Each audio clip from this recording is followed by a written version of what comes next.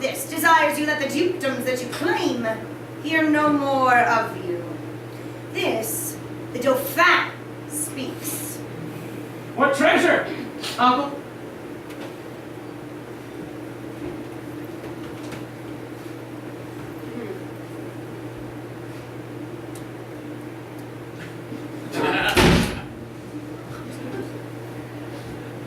Tennis balls.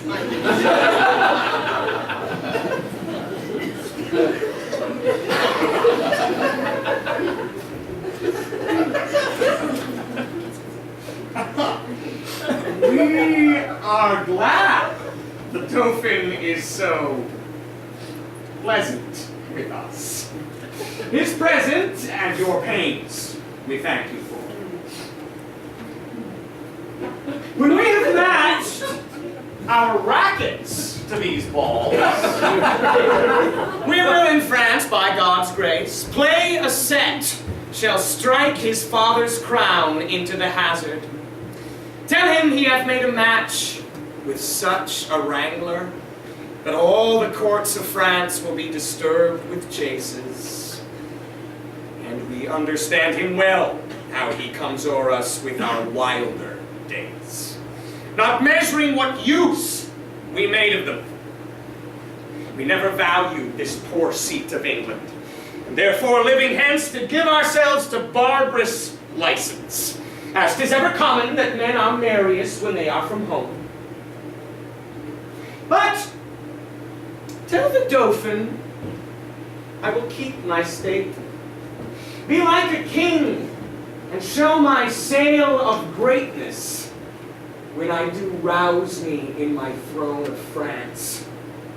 For that have I laid by my majesty and plodded like a man for working days, but I will rise there with so full a glory that I will dazzle all the eyes of France, yea, strike the Dauphin blind to look on us. And tell the pleasant prince this smock of his hath turned his balls to gunstones, and his soul shall stand sword charged for the wasteful vengeance that shall fly with them.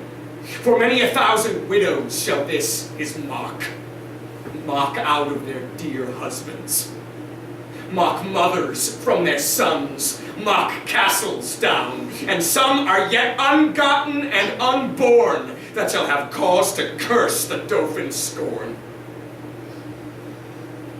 But this lies all within the will of God, to whom I do appeal, and in whose name tell you the Dauphin I am coming on to venge me as I may, and to put forth my rightful hand in a well-hallowed cause. So, get you hence in peace, and tell the Dauphin his jest will savor but of shallow wit, when thousands weep more than did laugh at it. Convey them with safe conduct, fare you well.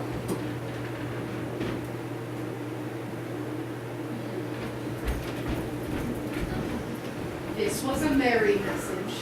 We hope to make the sender blush at it. Therefore, my lords, omit no happy hour that may give furtherance to our expedition. For we have now no thought in us but France. Now, all the youth of England are on fire, and silken dalliance in the wardrobe lies. Now, thrive the armorers, and honor's thought reigns solely in the breast of every man, for now sits expectation in the air. The French, advised by good intelligence of this most dreadful preparation, shake in their fear, and with pale policy seek to divert the English purposes. Oh, England! Model to thy inward greatness, like little body with a mighty heart. What mightst thou do that honor would thee do for all thy children kind and natural?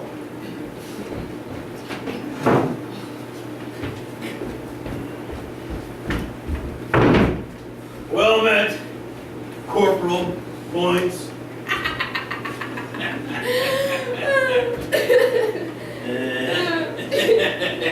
Oh! Good morrow, Lieutenant Bartle. Are you and Ensign Pistol friends yet? For my part, I care not. I say little, but when time shall serve, there shall be smiles. I shall bestow a breakfast to make you friends. And the three of us will be all sworn brothers to France. Let it be so, good Corporal. Here comes Ensign Pistol. Good Corporal Points. Nation. How now, mine host, Pistol? Base tyke! Call'st thou me host? Now by this hand, I swear I scorn the term. Ensign Pistol. Corporal Points. Offer nothing here.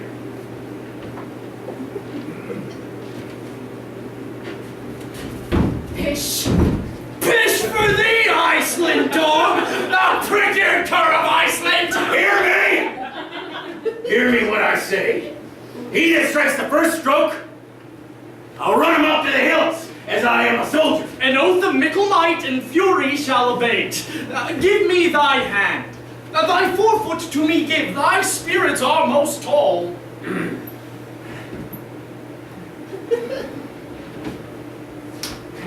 I shall cut thy throat one time or other in fair terms.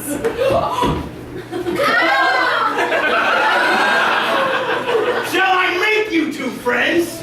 We are to France together. Why the devil should we keep knives at one another's throats? You'll pay me the 8 shillings that I won of you at betting. Base is the slave that pays. Now I will have. As manhood shall compound, push on! By this sword! He that makes the first thrust, I'll kill him. By this sword I will. Corporal Points and thou will be friends. Be friends. And thou will not? Then be enemies with me as well. Prithee, put up. A noble shalt thou have, and present pay, and liquor likewise will I give to thee.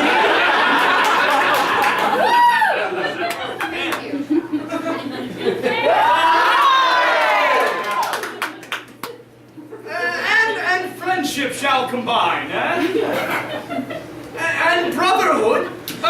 I'll live by Ned, and Ned shall live by me. Is not this just? For I will sutler be unto the camp, and profits will accrue. Give me thy hand. I shall have my noble. In cash, most justly paid.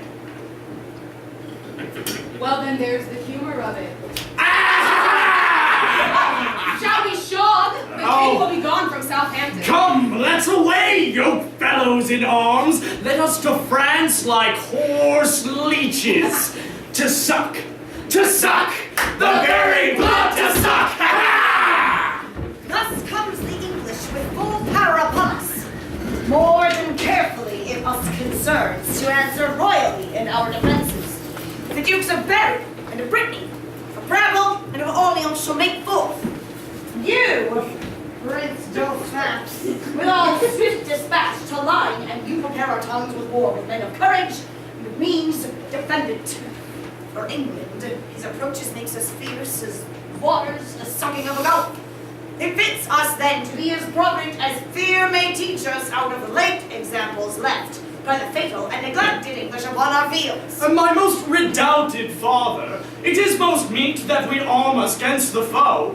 And therefore I say, let's all go forth to view the sick and feeble parts of France, and let us do it with no show of fear. No, with no more than if we heard that England were busied with a Whitsun Morris dance, huh? For good my liege, she is so idly kinged, her scepter so fantastically borne by a vain, a giddy, shallow, humorous youth that fear attends her not. Oh, peace, Prince Dauphin! You are too much mistaken in this king. Question your grace the late ambassadors. What great state he heard their embassy? How well supplied with noble counselors, how modest in exception, and withal how terrible in constant resolution. And you shall find his vanities forspent. Well, 'tis not so, my lord high constable, but though we think it so, it is no matter. In cases of defense, 'twere best away the enemy more mighty than he seems. Think we, King Harry strong. And look, the prince is strongly armed to meet him. Ambassadors from Harry, King of England, do crave admittance to your majesty. We'll give the present audience go and bring them. See, this chase is hotly followed, friends. Turn head and stop pursuit! For coward dogs most spend their mouths when what they seem to threaten runs far before them. Good, my sovereign, take up the English short, and let them know of what a monarchy you are the head. Self-love, my liege, is not so vile a sin as self-neglecting. From our brother of England. From him, and thus he greets your majesty. He wills you in the name of God Almighty that you divest yourself and lay apart the borrowed glories that by gift of heaven, by law of nature and of nations longs to him and to his heirs, namely the crown and all other wide-stretched honors that pertain by custom and the ordinance of times unto the crown of France. That you may know 'tis no sinister nor no awkward claim picked from the wormholes of long-vanished days, nor from the dust of old oblivion raked. He sends you this most memorable line, in every branch truly demonstrative, willing you overlook this pedigree, and when you find him evenly derived from his most famed of famous ancestors, Edward III, he bids you then resign your crown and kingdom, indirectly held from him, the native and true challenger.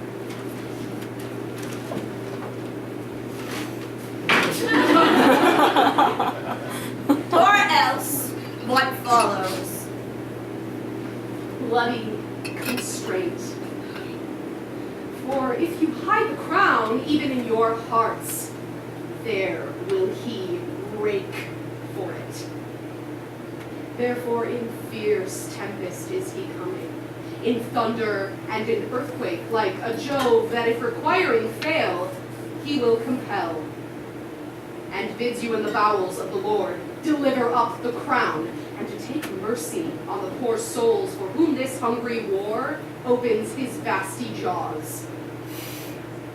And on your head turning the widow's tears, the orphan's cries, the dead men's blood, the privy maiden's groans for husbands, fathers, and betrothed lovers that shall be swallowed in this controversy.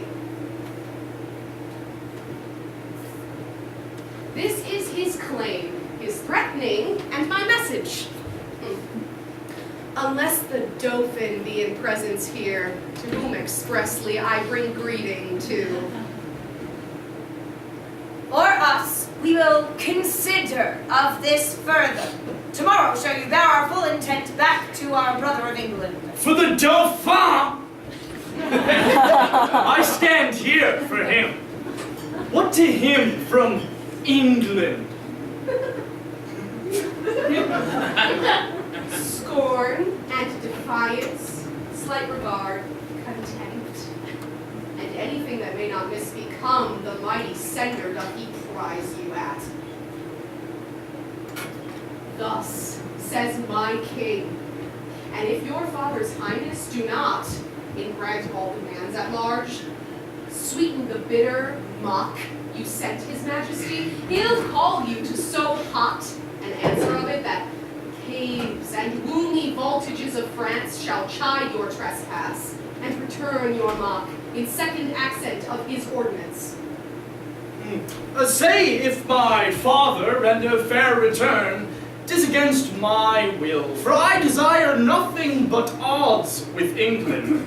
To that end is matching to his youth and vanity. I did present him with the Paris balls.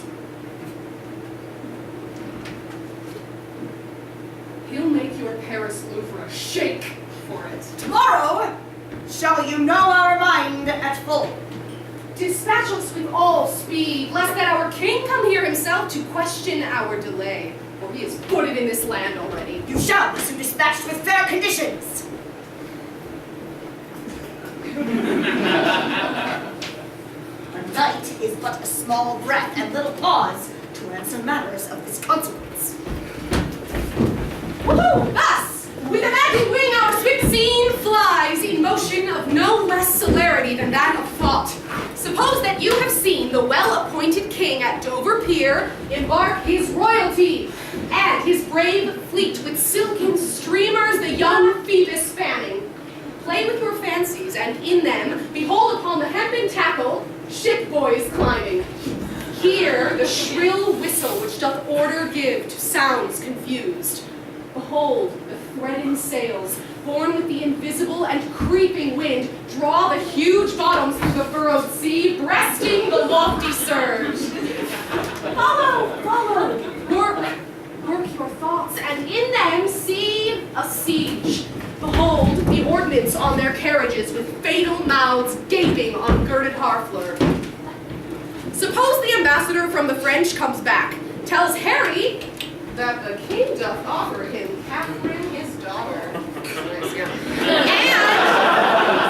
And with her to dowry some petty and unprofitable dukedoms.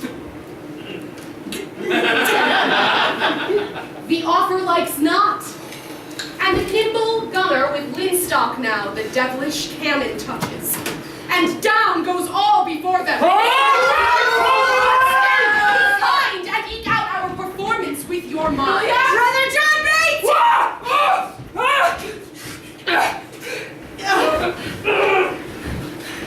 Once more into the breach, dear friends! Once more!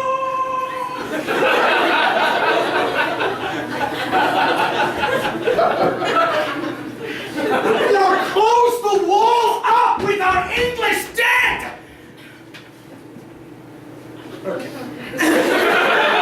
In peace, there's nothing so becomes a man as modest stillness and humility. But when the blast of war blows in our ears, then imitate the action of the tiger. Stiffen the sinews, conjure up the blood, disguise fair nature with hard-favored rage. Now, set the teeth and stretch the nostril wide. Hold hard the breath and bend up every spirit to his full height. On! On, you noble English!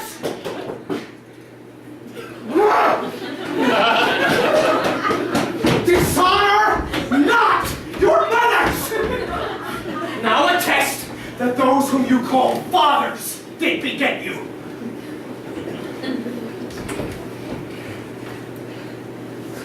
Be copy now to men of grosser blood and teach them how to war. And you, good yeoman, whose limbs were made in England, show us here the mettle of your pasture. Let us swear that you are worth your breeding, which I doubt not. For there is none of you so mean and base that hath not noble luster in your eyes. I see you stand like greyhounds in the slips, straining upon the start. The game's afoot. Follow your spirit, and upon this charge cry, God for Harry, England, and St. George! God for Harry, England, and St. George!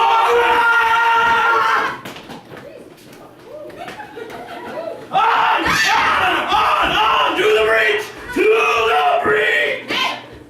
I pray thee, Corporal, stay. Oh, the knocks are too hot, and for mine own part, I have not a case of lives. The humor is too hot, that's the very plain song of it. Oh, the plain song is most just. For humors do abound. Knocks go and come. God's vassals drop and die. And sword and shield and bloody field doth win immortal fame.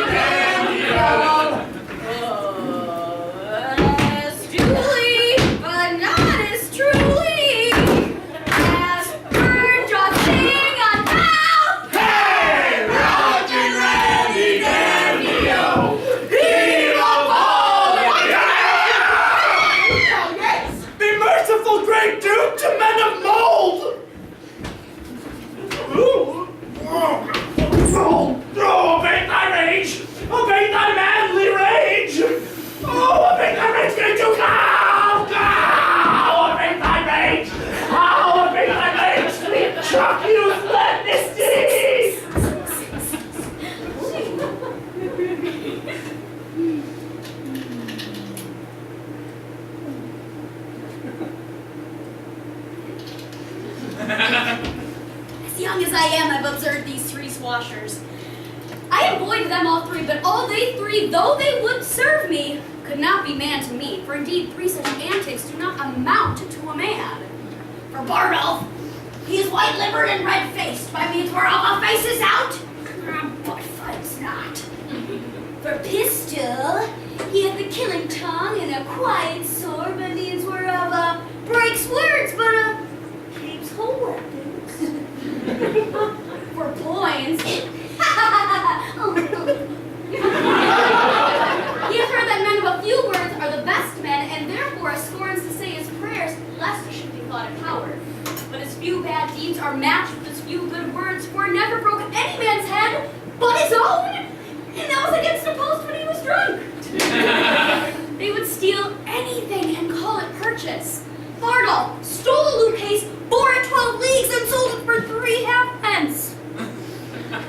Boyds and Bardolph were sworn brothers in filching, and in Calais they stole a fire shovel. I knew by that piece of service the men would carry coals.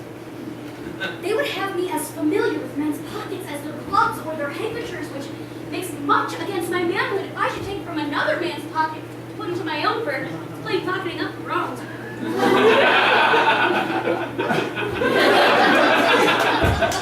I must leave them and seek some better service. Their villainy goes against my weak stomach, and therefore I must cast it up.